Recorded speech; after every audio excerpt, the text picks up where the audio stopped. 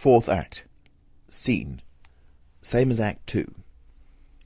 Lord Goring is standing by the fireplace with his hands in his pockets. He is looking rather bored. Pulls out his watch, inspects it, and rings the bell. It is a great nuisance. I can't find anyone in this house to talk to. And I am full of interesting information. I feel like the latest edition of, something or other. Enter servant. Sir Robert is still at the Foreign Office, my lord. Lady Chiltern not down yet? Her ladyship has not yet left her room. Miss Chiltern has just come in from riding. To himself. Ah, that is something. Lord Caversham has been waiting some time in the library for Sir Robert. I told him your lordship was here. Thank you. Would you kindly tell him I've gone? Bowing. I shall do so, my lord. Exit servant. Really, I don't want to meet my father 3 days running. It is a great deal too much excitement for any son. I hope to goodness he won't come up. Fathers should neither be seen nor heard. That is the only proper basin for family life. Mothers are different. Mothers are darlings. Throws himself down into a chair, picks up a paper, and begins to read it. Enter Lord Caversham. Well, sir, what are you doing here? Wasting your time as usual, I suppose? Throws down paper and rises. My dear father, when one pays a visit, it is for the purpose of wasting other people's time, not one's own. Have you been thinking over what I spoke to you about last night? I have been thinking of nothing else. Engaged to be married yet? Genially. Not yet. But I hope to be before lunchtime. Caustically. You can have till dinner time if it would be of any convenience to you. Thanks, awfully. But I think I'd sooner be engaged before lunch. Never know when you are serious or not. Neither do I, father. A pause. I suppose you have read the Times this morning? Airily.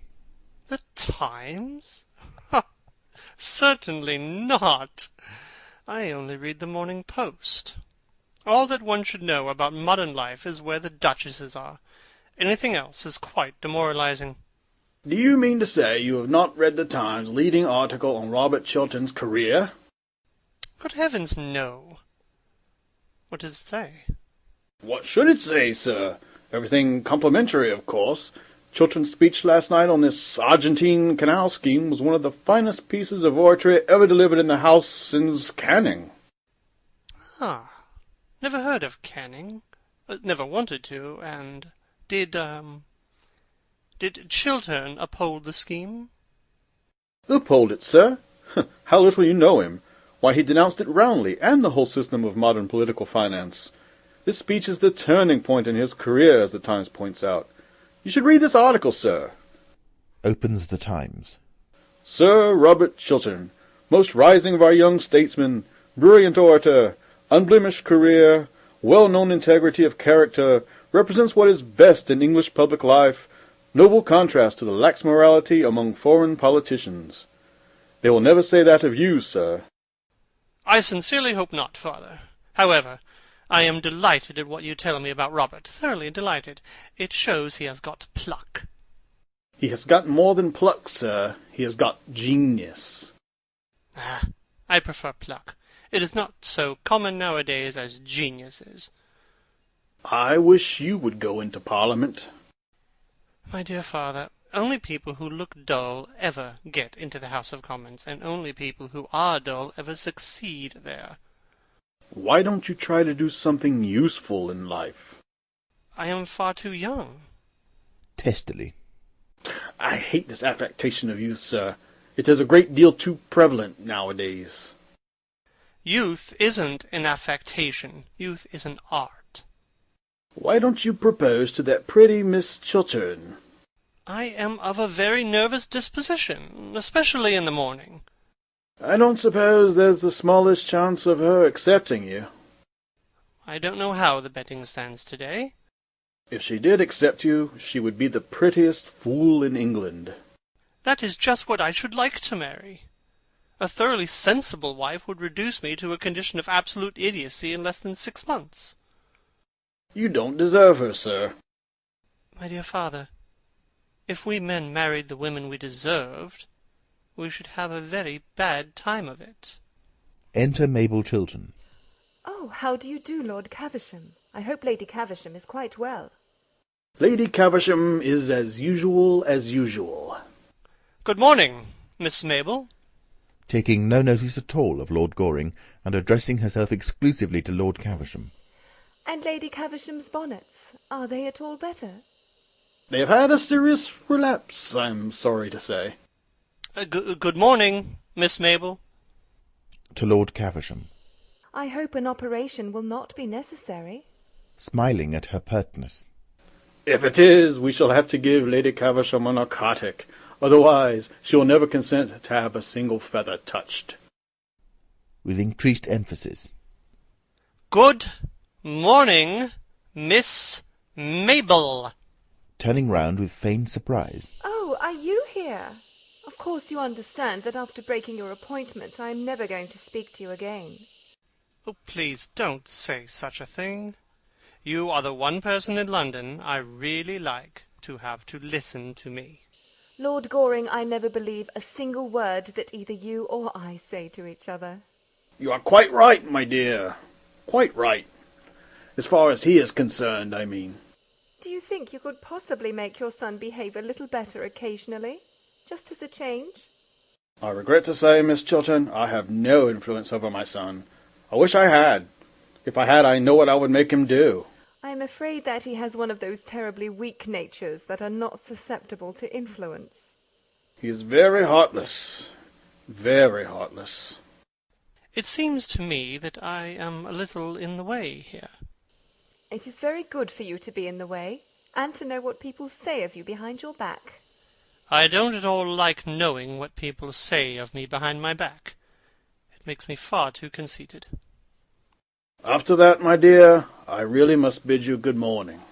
Oh, I hope you are not going to leave me all alone with Lord Goring, especially at such an early hour in the day. I am afraid I can't take him to Downing Street. It is not the Prime Minister's day for seeing the unemployed. Shakes hands with Mabel Chiltern, takes up his hat and stick, and goes out, with a parting glare of indignation at Lord Goring. Takes up roses and begins to arrange them in a bowl on the table. People who don't keep their appointments in the park are horrid. Detestable. I am glad you admit it, but I wish you wouldn't look so pleased about it. I can't help it. I always look pleased when I am with you. Sadly. Then I suppose it is my duty to remain with you. Of course it is. Well, my duty is a thing I never do on principle. It always depresses me. So I'm afraid I must leave you. Please don't, Miss Mabel. I have something very particular to say to you. Rapturously. Oh, is it a proposal? Somewhat taken aback. Well, yes, it is. I am bound to say it is. With a sigh of pleasure. I am so glad. That makes the second today. Indignantly. The second? Today? What conceited ass has been impertinent enough to dare to propose to you before I had proposed to you? Tommy Trafford, of course. It is one of Tommy's days for proposing. He always proposes on Tuesdays and Thursdays during the season. Oh, you didn't accept him, I hope? I make it a rule never to accept Tommy. That is why he goes on proposing. Of course, as you didn't turn up this morning, I very nearly said yes. It would have been an excellent lesson both for him and for you if I had. It would have taught you both better manners. Oh, bother Tommy Trafford. Tommy is a silly little ass. I love you. I know, and I think you might have mentioned it before. I am sure I have given you heaps of opportunities. Mabel, do be serious. Please, be serious. Ah, that is the sort of thing a man always says to a girl before he has been married to her. He never says it afterwards. taking hold of her hand. Mabel, I have told you that I love you. Can't you love me a little in return? You silly Arthur. If you knew anything about anything, which you don't, you would know that I adore you. Everyone in London knows it, except you. It is a public scandal the way I adore you. I have been going about for the last 6 months telling the whole of society that I adore you. I wonder you consent to have anything to say to me. I have no character left at all. At least I feel so happy that I am quite sure I have no character left at all. Catches her in his arms and kisses her. Then there is a pause of bliss. Dear, do you know I was awfully afraid of being refused? Looking up at him. But you never have been refused yet by anybody, have you, Arthur? I can't imagine anyone refusing you. After kissing her again. Of course I'm not nearly good enough for you, Mabel. Nestling close to him. I am so glad, darling. I was afraid you were. After some hesitation. And I'm a little over 30. Dear, you look weeks younger than that. Enthusiastically. How sweet of you to say so. And it is only fair to tell you frankly that I am fearfully extravagant. But so am I, Arthur, so we're sure to agree. And now I must go and see Gertrude. Must you really? Kisses her. Yes. Then do tell her I want to talk to her particularly. I have been waiting here all the morning to see either her or Robert. Do you mean to say you didn't come here expressly to propose to me? Triumphantly. No, that was a flash of genius. Your first? With determination. My last. I am delighted to hear it. Now, don't stir. I'll be back in 5 minutes. And don't fall into any temptations while I am away. Dear Mabel, while you are away, there are none. It makes me horribly dependent on you. Enter Lady Chiltern. Good morning, dear. How pretty you are looking. How pale you are looking, Gertrude. It is most becoming. Good morning, Lord Goring. Bowing. Good morning, Lady Chiltern. Aside to Lord Goring. I shall be in the conservatory, under the second palm tree on the left. Second on the left. With a look of mock surprise. Yes, the usual palm tree. Blows a kiss to him, unobserved by Lady Chiltern, and goes out. Lady Chiltern, I have a certain amount of very good news to tell you. Mrs. Cheveley gave me up Robert's letter last night, and I burned it. Robert is safe. Sinking on the sofa. Safe. Oh, I am so glad of that. What a good friend you are to him. To us. There is only one person now that could be said to be of any danger. Who is that? Sitting down beside her. Yourself. I? In danger? What do you mean? Danger is too great a word. It is a word I should not have used. But I admit I have something to tell you that may distress you. That terribly distresses me. Yesterday evening you wrote me a very beautiful, womanly letter, asking me for my help. You wrote to me as one of your oldest friends, one of your husband's oldest friends. Mrs. Cheveley stole that letter from my rooms. Well, what use is it to her? Why should she not have it? Rising. Lady Chiltern, I will be quite frank with you. Mrs. Cheveley puts a certain construction on that letter, and proposes to send it to your husband. But what construction could she put on it? Oh, not that, not that. If I, in trouble, and wanting your help, trusting you, propose to come to you, that you may advise me, assist me. Oh, are there women so horrible as that? And she proposes to send it to my husband? Tell me what happened. Tell me all that happened. Mrs. Cheveley was concealed in a room adjoining my library, without my knowledge. I thought that the person who was waiting in that room to see me was yourself. Robert came in unexpectedly. A chair or something fell over in the room. He forced his way in, and he discovered her. We had a terrible scene. I still thought it was you. He left me in anger. At the end of everything, Mrs. Cheveley got possession of your letter. She stole it. When or how, I don't know. At what hour did this happen? At 10:30. And now I propose that we tell Robert the whole thing at once. Looking at him with amazement that is almost terror. You want me to tell Robert that the woman you expected was not Mrs. Cheveley, but myself? That it was I whom you thought was concealed in a room in your house at 10:30 at night? You want me to tell him that? I think it is better that he should know the exact truth. Rising. Oh, I couldn't! I couldn't! May I do it? No! Gravely. You are wrong, Lady Chiltern. No, the letter must be intercepted. That is all. But how can I do it? Letters arrive for him every moment of the day. His secretaries open them and hand them to him. I dare not ask the servants to bring me his letters. It would be impossible. Oh, why don't you tell me what to do? Pray be calm, Lady Chiltern, and answer the questions I am going to put to you. You said his secretaries open his letters. Yes. Who is with him today? Mr. Trafford, isn't it? No, Mr. Montford, I think. You can trust him? With a gesture of despair. Oh, how do I know? He would do what you asked him, wouldn't he? I think so. Your letter was on pink paper. He could recognize it without reading it, couldn't he, by the colour? I suppose so. Is he in the house now? Yes.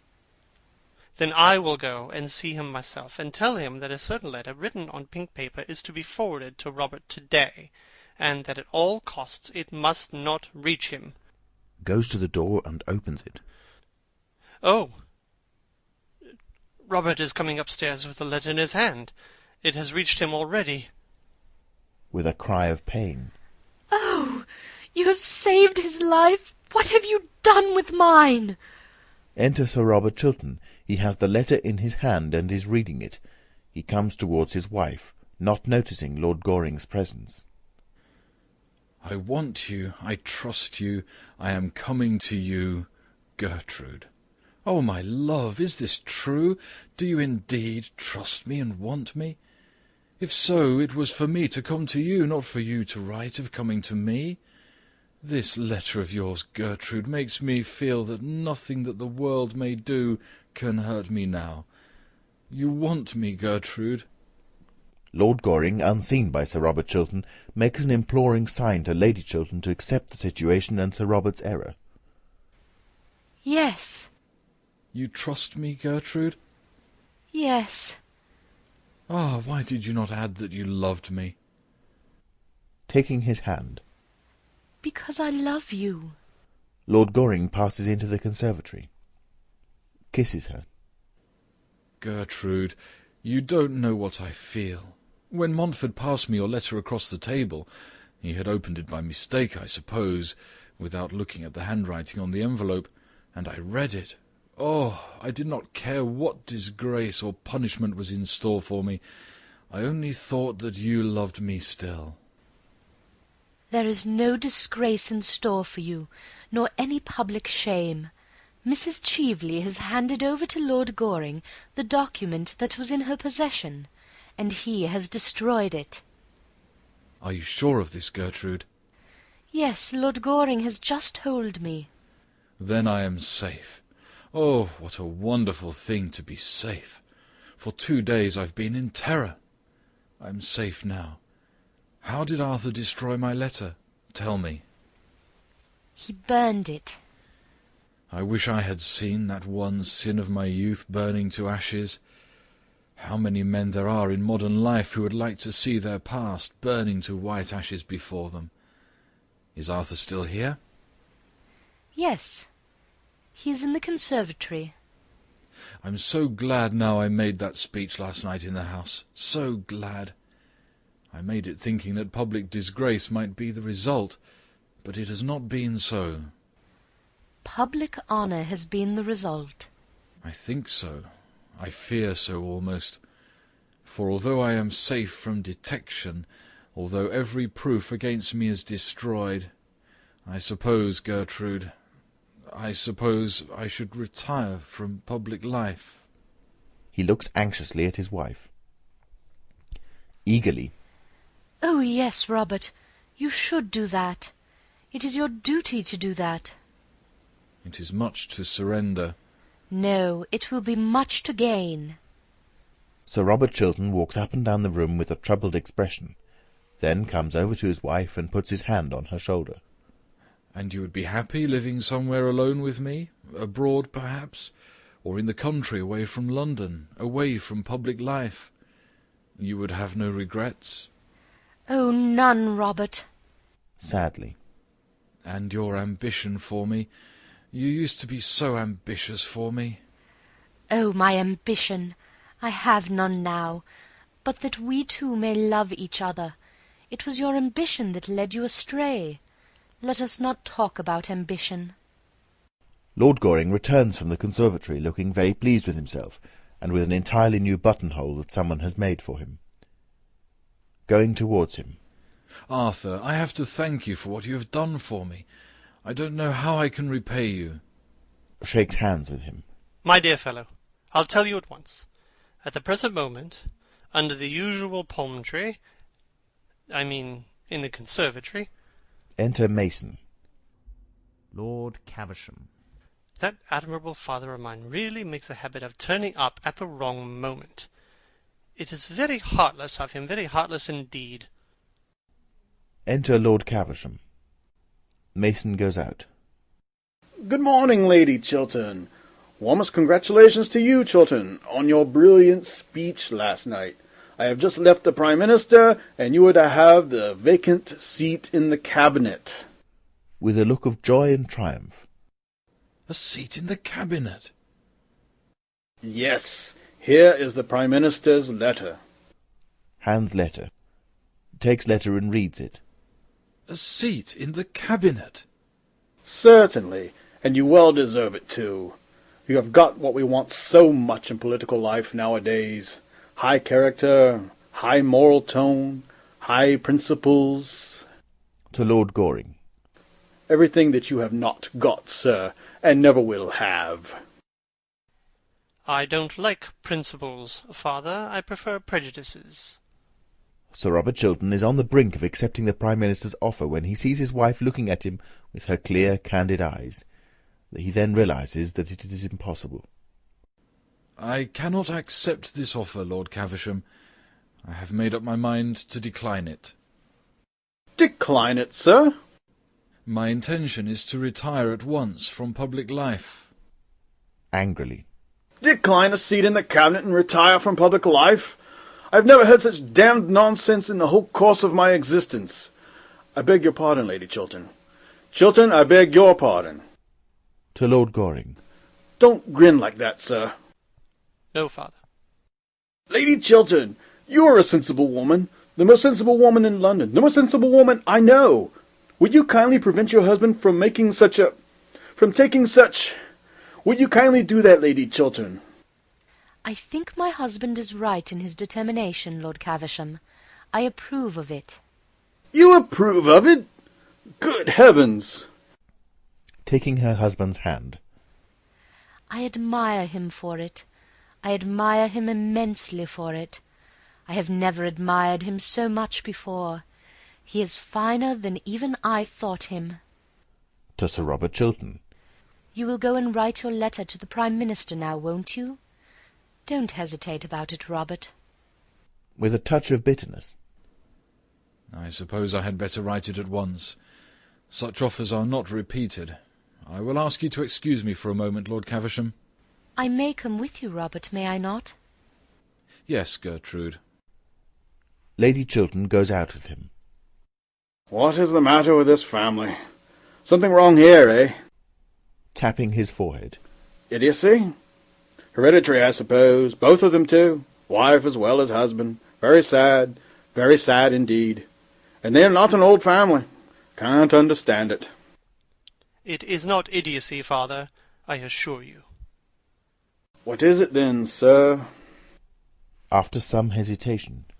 Well, it is what is called nowadays a high moral tone, father. That is all. Hate these new-fangled names. Same thing we used to call idiocy 50 years ago. Shan't stay in this house any longer. Taking his arm. Oh, just go in here for a moment, father. Third palm tree to the left, the usual palm tree. What, sir?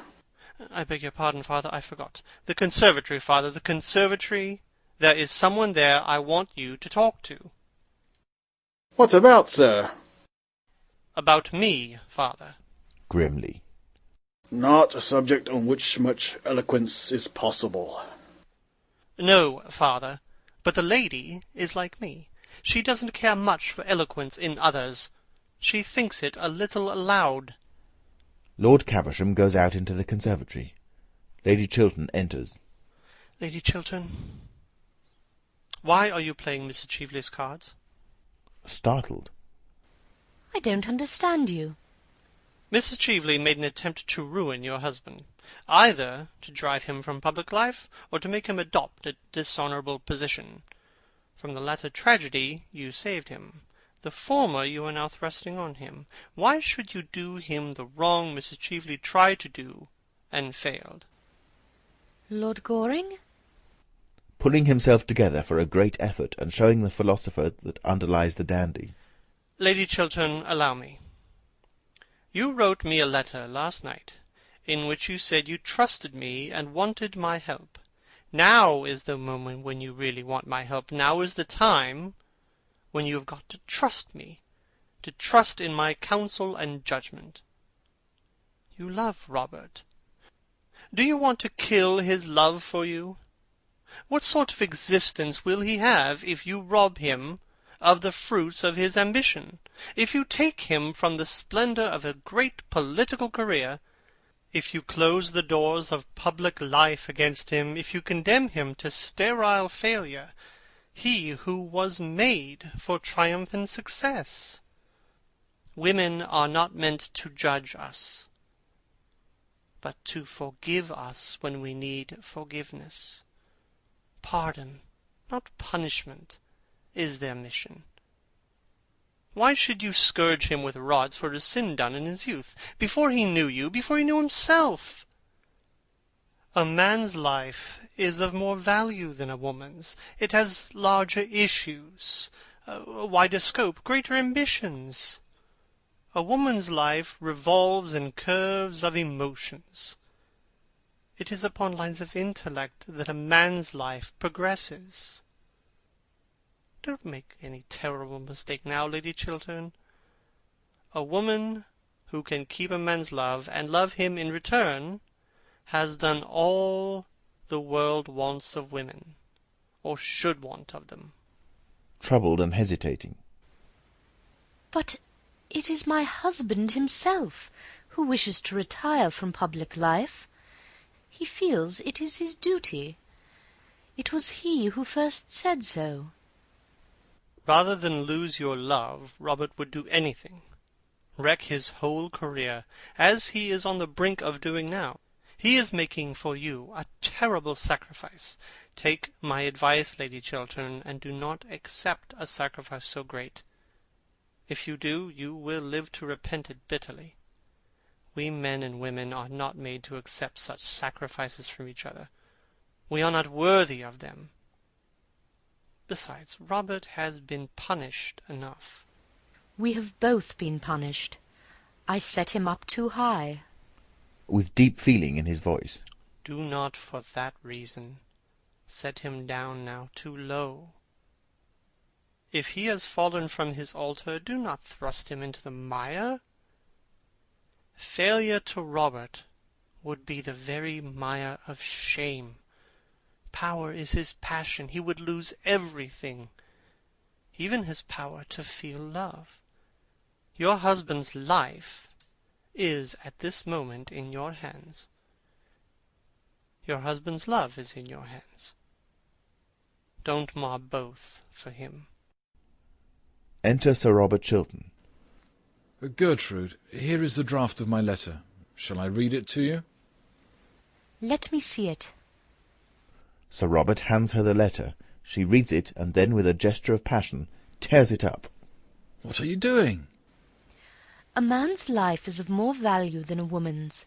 It has larger issues, wider scope, greater ambitions. Our lives revolve in curves of emotion. It is upon lines of intellect that a man's life progresses. I have just learnt this, and much else with it, from Lord Goring. And I will not spoil your life for you, nor see you spoil it as a sacrifice to me, a useless sacrifice. Gertrude, Gertrude! You can forget. Men easily forget, and I forgive. That is how women help the world. I see that now. Deeply overcome by emotion, embraces her. My wife, my wife! To Lord Goring. Arthur, it seems that I am always to be in your debt. Oh, dear no, Robert. Your debt is to Lady Chiltern, not to me. I owe you much. And now tell me, what were you going to ask me just now as Lord Caversham came in? Robert, you are your sister's guardian, and I want your consent to my marriage with her. That is all. Oh, I am so glad. I am so glad. Shakes hands with Lord Goring. Thank you, Lady Chiltern. With a troubled look. My sister to be your wife? Yes. Speaking with great firmness. Arthur, I am very sorry, but the thing is quite out of the question. I have to think of Mabel's future happiness, and I don't think her happiness would be safe in your hands. And I cannot have her sacrificed. Sacrificed? Yes, utterly sacrificed. Loveless marriages are horrible, but there is one thing worse than an absolutely loveless marriage. A marriage in which there is love, but on one side only, faith, but on one side only, devotion, but on one side only, and in which of the two hearts one is sure to be broken. But I love Mabel. No other woman has any place in my life. Robert, if they love each other, why should they not be married? Arthur cannot bring Mabel the love that she deserves. What reason have you for saying that? After a pause. Do you really require me to tell you? Certainly I do. As you choose. When I called on you yesterday evening, I found Mrs. Cheveley concealed in your rooms. It was between 10 and 11 o'clock at night. I do not wish to say anything more. Your relations with Mrs. Cheveley have, as I said to you last night, nothing whatsoever to do with me. I know you were engaged to be married to her once. The fascination she exercised over you then seems to have returned. You spoke to me last night of her as of a woman pure and stainless, a woman whom you respected and honoured. That may be so, but I cannot give my sister's life into your hands. It would be wrong of me. It would be unjust, infamously unjust to her. I have nothing more to say. Robert, it was not Mrs. Cheveley whom Lord Goring expected last night. Not Mrs. Cheveley?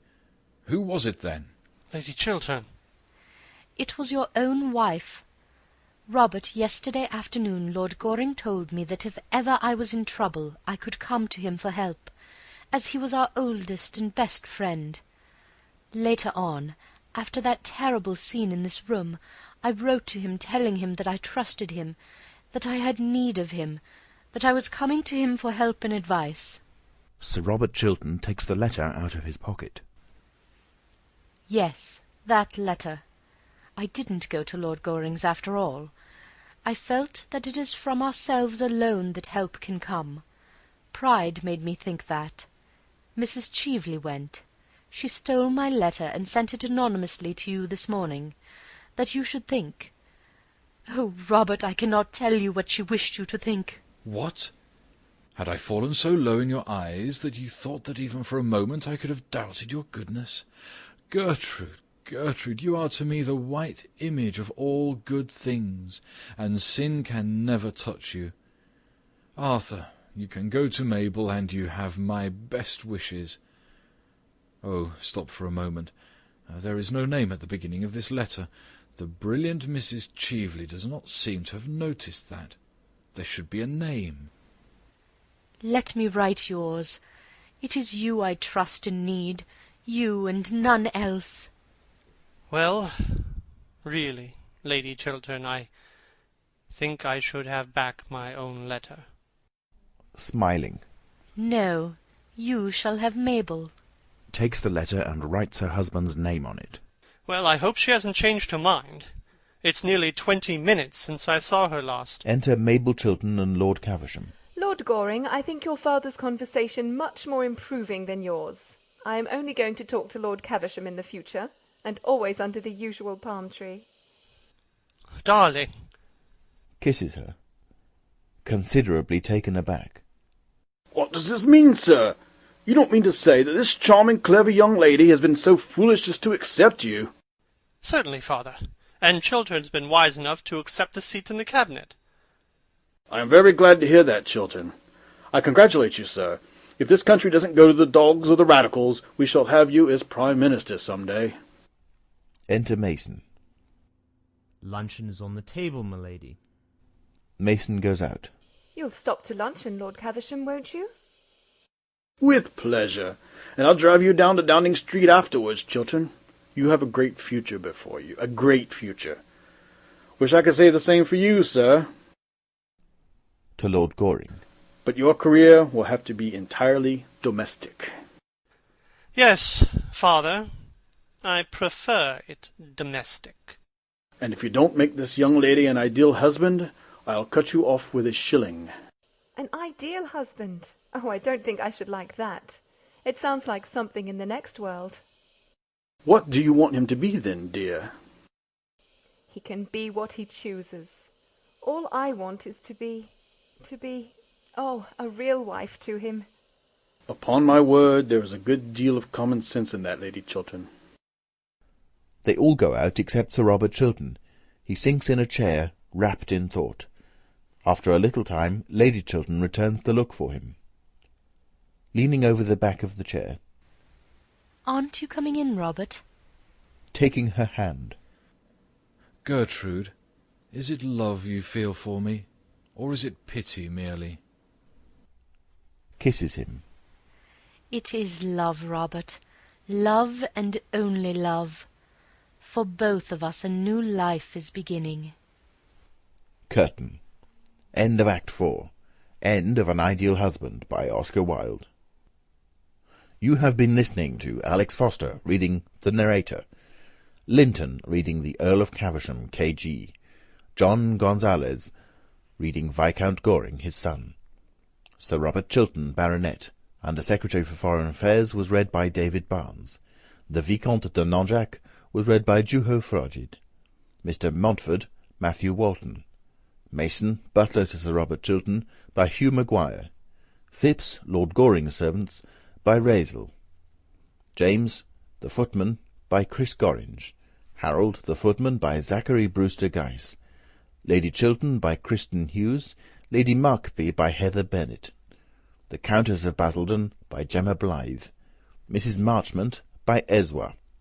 Mrs. Mabel Chiltern, Sir Robert Chiltern's sister, by Anita Roy Dobbs. Mrs. Cheveley, Betsy Bush. The editor was Paula Berenstein. This has been a LibriVox production and is in the public domain. For more information or to volunteer yourself, please see LibriVox.org. An Ideal Husband by Oscar Wilde.